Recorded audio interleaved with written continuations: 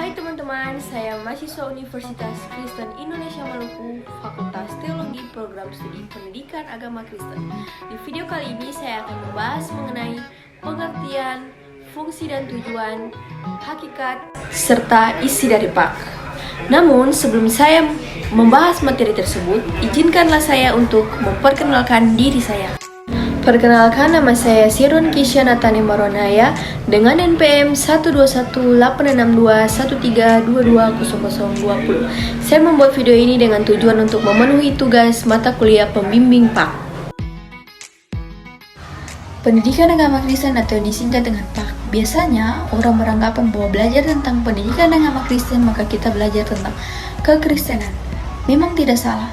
Namun, ada pun penjelasan yang lebih jelas tentang pengertian dari PAK ini. Pendidikan agama Kristen ialah pendidikan yang memiliki dasar tentang Alkitab. Maka dari itu, belajar tentang PAK, kita harus memperdalam akan Alkitab.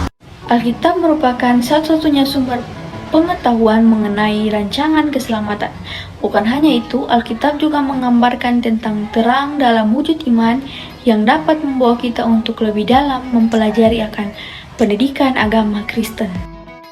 Fungsi dan tujuan PAK yaitu pendidikan agama Kristen bertujuan untuk memberi kita arah atau petunjuk untuk kita hidup sesuai dengan keinginan Tuhan seperti yang tertulis di dalam Alkitab. Selain itu, fungsi dari PAK juga adalah agar supaya orang yang kita bimbing atau yang kita ajar untuk bertumbuh dalam pengenalan akan Yesus Kristus, memiliki iman yang kuat, serta memiliki pengalaman pribadi di dalam Kristus untuk menjadi murid yang berguna atau yang berdampak positif di tengah-tengah dunia.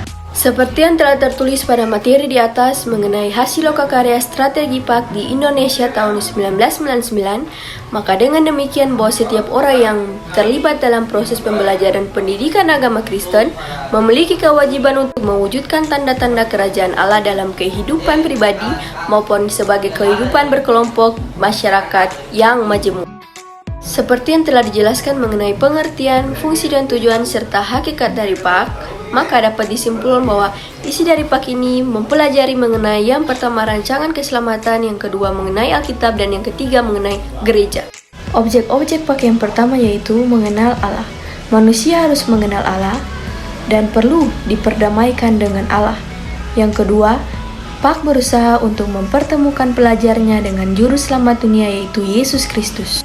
Objek PAK ketiga yaitu hidup kerohanian murid pendidikan agama Kristen harus bertumbuh dalam tuntunan Roh Kudus. Yang keempat, yang paling terakhir yaitu mendidik mereka menjadi warga negara yang bertanggung jawab. Demikian video presentasi saya mengenai materi pembimbing PAK. Sekian dan terima kasih.